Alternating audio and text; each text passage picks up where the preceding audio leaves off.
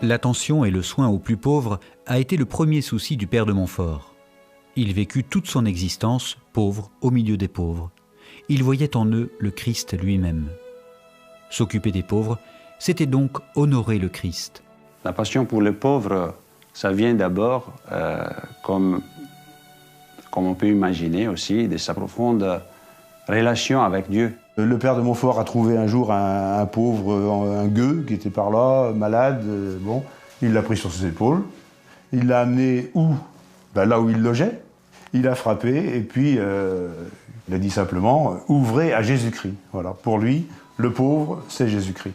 Une fois prêtre, il a été invité plusieurs fois par ses parents pour partager un repas. Il était très occupé, mais un jour il accepte.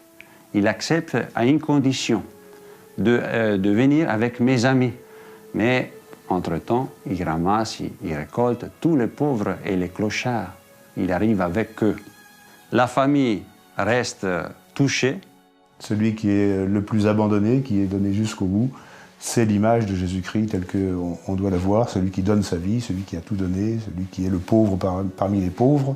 Et donc il était toujours prêt, pas seulement à aider les pauvres, mais aussi à stimuler, susciter aussi la solidarité autour de lui. Comme par exemple lors de ses missions, où le père de Montfort exige que les chrétiens nourrissent les pauvres de la paroisse.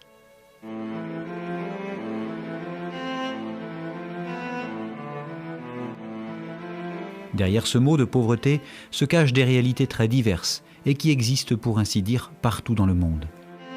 On a celle qui est la plus criante, c'est la pauvreté économique, ce qu'on appelle les pauvres, ceux qui sont exclus, qui n'ont pas les moyens de vivre. Il y a bien une pauvreté qui est criarde, celle intellectuelle, des enfants des zones reculées, dans des villages où j'ai été en mission. Ces gens-là, il faut qu'il y ait d'autres gens, comme des frères de Saint-Gabriel, qui acceptent de quitter leur confort de ville, de beaux collèges, etc., qui acceptent d'aller travailler avec ces gens pauvres dans les villages.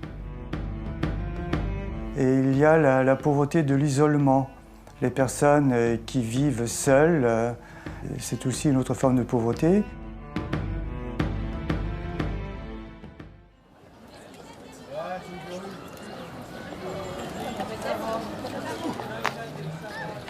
Il y a encore la pauvreté physique quand on devient dépendant.